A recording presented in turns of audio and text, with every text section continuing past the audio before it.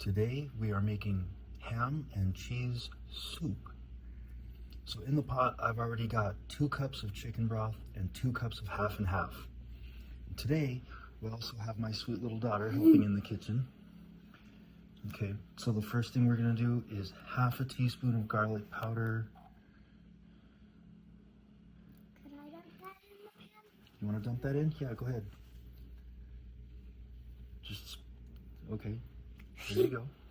Okay, now can you measure 1/4 teaspoon of pepper? Yeah. Here, tip it back. Tip this back. Here, let me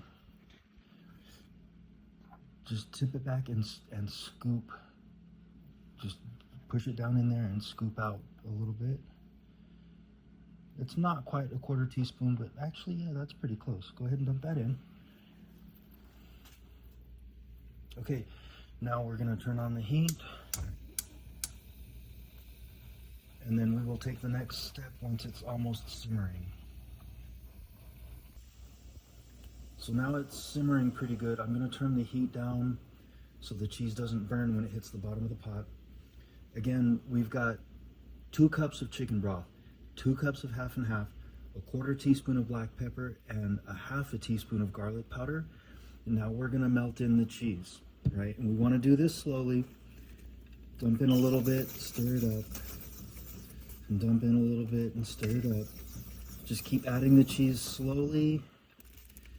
If you add it too quickly, it will make clumps. And it's best to use a sauce whisk so that you can keep it from sticking to the bottom of the pan. If a regular whisk is all you have, that'll work fine too. I prefer the sauce whisk to keep it from sticking to the bottom of the pot. A little bit more cheese. Stir that until it's melted in. A little bit more cheese. Stir that until it melts in.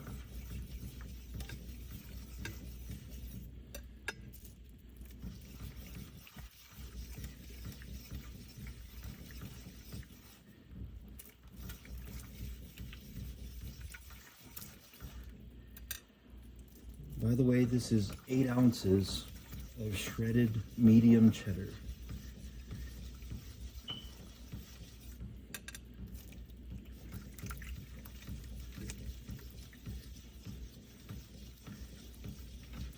If you followed my channel long enough, you probably know I prefer freshly grated cheese for everything because I don't like the cellulose, which is basically sawdust that's added to pre-shredded cheeses to keep them from sticking together.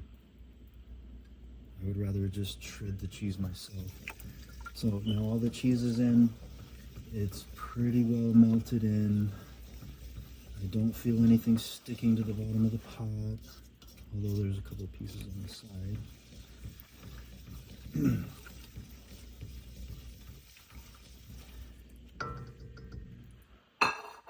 Okay, now the very last thing is 8 ounces of chopped ham. Just go ahead and dump all that in.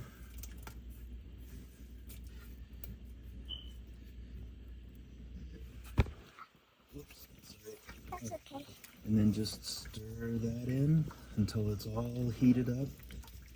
If you want, you can turn the heat back up to make sure the ham is really nice and hot.